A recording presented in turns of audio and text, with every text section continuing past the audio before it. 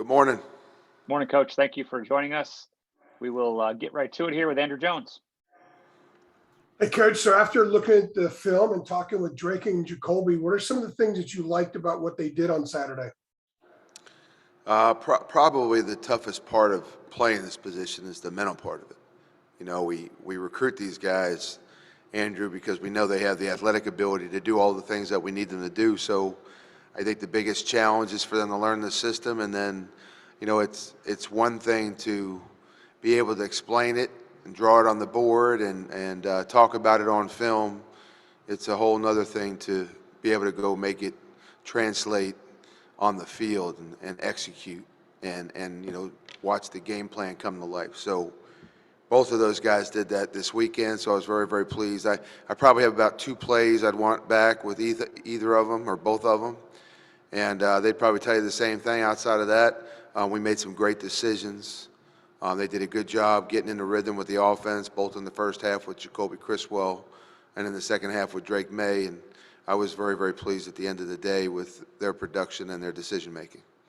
With both of them really getting their first significant extended time on the field, what is the part of this process that you as a coach and as a teacher enjoy the most when a guy is just getting his first real game reps? Well, you know, at quarterback, and you know, all the coaches spend so much time with their players, but we spend a lot of time. You know, we max out the hours that we get to spend with players. And a lot of our meetings are together, but many of them also are one-on-one. So when you sit in a film room for hours on end and you go over film and you watch games and you call the games and you evaluate opponents and teach the offense and learn the offense, you develop a rapport with these guys and a relationship, and at least for me, it becomes very personal. You know, I get to know these kids, these guys, and you start to care about them, and you want to see them be successful. And so you coach hard because it's your job, but you coach hard because you care about the kids and you want them to do well. And at this position, you got to be able to make some great decisions. And so if a player at quarterback does not play well, I take it personally, and you know, I blame myself. I think it's on me. I've got to prepare them during the week. So to watch them go out and execute in their first real time, you know, was a pleasure to watch for me, and I think it was a great first step for them in their development, you know, as quarterbacks in our program and in the future. Thank you. Yes, sir. Gregory Hall, go ahead. Phil, what was the plan going in with Drake and Jacoby as far as Jacoby doing the first half and Drake the second half? What'd you want to accomplish with them? What'd you want them to show you? And did they show you everything that you wanted to see? You know, I think the 2 things that we thought were important. One was I didn't want to roll through them every drive. I wanted to give them an opportunity to get into a rhythm. I think it's important. You know, a quarterback maybe makes a mistake or doesn't quite nail something the first time, or gets a feel for what a pressure looks like. You know, all the different things that go on in a game. You know, and then you take him out for a drive, and he's going to sit there and he's going to wait. So one of the goals was to leave them both in for a number of drives and let them get into a rhythm and let them run the offense without having to look over their back to see if, you know, the other guy's coming in. And so it really worked out perfectly because Jacoby got 4 drives in the first half. He had 1 non-scoring drive. He had 1 field goal drive, and he had 2 touchdown drives. And then Drake came out and he got 4. And he had a non-scoring drive. He had a field goal drive, and he had 2 touchdown drives. And so they both really got an opportunity to run the entire offense. And you know, we scaled it down obviously so that they could get started the right way. But they ran the whole thing. I mean, we threw our deeps, we threw our shots, we ran the football inside outside, we ran the draw. I mean, we ran the screen game. So they got an opportunity to do it all, and it was a good first day for both of them. What did you see out of Sam first game, not starting his career? Just how did he handle it? And then what was his leadership role on the sideline? Well, I know that he would much rather be out on the field. There's no question. You know, he said, among other things, it was interesting being on the sideline. What he did a great job of was he stayed in the game. You know, he probably got to the quarterbacks right after I did when they came to the sideline, so he coached them up. He was sitting on the side, over on the bench with the two of them during their time out on the field, and just sharing his experience and what he would do during some of those things. And, I always say the starting quarterback has the best seat in the house. I mean, he's got a better view than I do. And so for him to understand the offense the way I do, and to be out there with his talent, I don't have that talent. And I also don't sit in that seat. So it's great when somebody like Sam Howell with 3 years of experience can sit on a bench next to Jacoby Criswell or Drake May and share, all of his veteran experience in the offense, running the same stuff that they're now learning how to do. So I thought he was, he was an asset on the sideline. He was a leader, as he always is, and I know he'll be thrilled to be getting back out on the field against NC State. Michael Coe? Hey, Coach. So with linebackers as quick and talented as NC State has, what kind of challenge does that present to you as an offense, especially one that relies a lot on the quarterback draw? It's a huge challenge because not only they're good at linebacker, but they're exceptional up front, and they have a lot of guys that are back. These guys play right now in rhythm. They play instinctively. They're playing fast, and they are very, very physical. And they look like they're having fun playing football, and you can tell, you can just see it. One of the coaches said that to me the other day. You can tell that they're in a rhythm and they're playing good ball and they have a lot of confidence. So what do we got to do? We got to match the physicality. I think we have to scheme it up so that we can create some advantages for our guys, and we got to attack them the same way they're going to attack us. I think it's going to be a physical ball game on Friday night. And Coach Brown alluded to this a little bit, but in a rivalry game as intense as this, do you have to sort of bring down the guys so they don't start, pressing and maybe make some silly plays out there? We've been in enough big games. Coach Brown says, you don't have to win the game on Tuesday, right? He said, emotionally. We went out. We had great energy today. We got done what we needed to do in practice.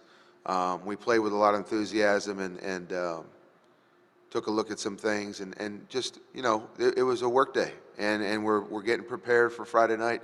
So I'm sure that'll amp up a little bit tomorrow, and then gear it up a little bit more on Thursday, and then before you know it, we're going to be out on the field. And you just want it to build until we take the field, at kickoff on Friday, and I think that's where we're headed right now. Thank you. All right, let's go to Adam Smith. Hey, Phil, just going back to Sam being on the sideline Saturday with you guys.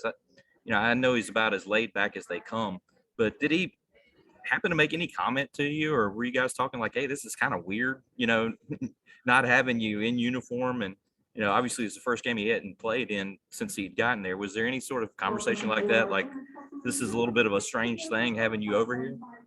Well, I asked him, Adam. I said, how's it feel standing on the sideline? And that was about halfway through the first quarter. And he said what you said. He said, it's just weird. I'm not used to. He started every game here for 3 years. You know what I mean? He's never even been on the sideline in street clothes, and he's never been on the sideline with no helmet around. He was there kind of like a bystander, and he didn't like it. It was uncomfortable, and I think he was frustrated that he couldn't be out there running the offense. But he did put that aside and do all the things that I talked about with regards to helping the quarterbacks, and he took the right approach. He's extremely competitive, and I'm sure he looked out there on the field and said, I would have checked this, or I would have done that, or And so I know he's hungry to get back out on the field this week. So hopefully it just serves to feed his desire to get back out there and compete like he always does. Thank you, Phil. Luciano, go ahead. Hey, Coach, I hope we're doing well, and thanks for your time.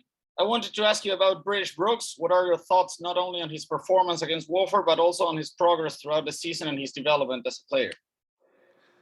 So yesterday in our team meeting, British sits right behind me in the team meeting room, and I fist bump him every day and say good morning, and we chat a little bit. But I actually leaned over and I told him yesterday. I just said, most of the time, the seniors that are graduating, I wait to talk to them until after the season. You wait until it's done and it's kind of a finality, and I try to sit down and have a one-on-one conversation with all of our seniors.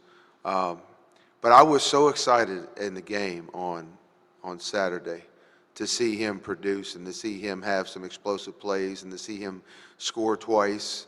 He looked like a convincing downhill physical runner. And British works really hard, and he has earned every single rep, every single day that he's been here, including the scholarship that he's on now.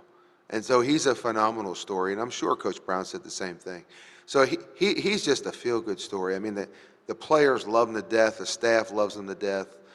To see him succeed the way he did and have a good time in his last game as a senior at Kenan Stadium was fun. And I was as much a fan as I was a coach. And I just told him that. I said, I really should wait until after the season to tell you that, but I was so excited to see him in the team meeting, and we watched the highlights that Coach Brown showed, and a lot of them were him, and it just fired me up, and I just told him I'm proud of him. I'm proud of everything he's accomplished. I'm glad he's here and that he's part of this wild ride that we've been on, and I hope he plays as well in the last 2 games. CL Brown, go ahead. Hey, Phil, you've talked a lot about rhythm and getting your quarterbacks in rhythms. What concern do you have, if any, with Sam being out a week? Like, will there be any kind of introductory, kind of small steps he has to take this week before you feel like he's back, or does he just hit it full stride? No, I think this weekend was more precautionary. And, truthfully, it gave us an opportunity to get some work in with the 2 guys that played, with Drake and Jacoby. Sam practiced today, and, it was just like every other Tuesday practice. So we're back to work. He's back to work. He's good. I think it was an interesting experience, as we've talked about, not being able to go out there, but he took it in stride and did things the right way. And I know he was jacked up about being out at practice again today, flipping balls around and doing the things that he's been doing for the last 3 years. So we're just happy to have him back, and we're focused on Friday night. Thanks. All right, we'll close up with Coach Longo, once again with Gregory Hall. So I wanted to ask you about JJ Jones. I know he only played about 21 snaps, as both quarterbacks wanted to get some work with the ones at receiver, but just we've seen him come in the game a few times these last few weeks. I know he had the drop in the end zone, but just what have you seen out of him and his development as a true freshman? We're all excited about JJ. I actually just texted him a play from practice that he didn't execute the right way, you know what I mean? And he immediately texted me back the answer. And that's all part of the process of getting better. But JJ, like a lot of our guys, particularly the young guys, has improved with each week. And he does have a unique ability. He seems very comfortable when he's out there. I don't know that he's ever looked like, a true freshman, a deer in headlights, a guy that's a little green, that has some development. That he's strong, he's big, he runs well, he's aggressive to the ball. He did drop one Saturday. He also had a great deep ball catch on a bad ball that Drake laid inside, and he went over it and got it and made a great catch. And then he caught a really low laser shot on the sideline, really inches off the ground. That was a fantastic catch. And so it shows you what he's capable of doing. And I think as the weeks have gone on, he's done a better job of putting more and more plays together. He's playing consistently. And so I think it's just a matter of time now before JJ is a mainstay in the offense, and I'm excited for him as well. All right, Coach, thanks for a couple of minutes. We appreciate it. All right, y'all have a good week. We'll see you.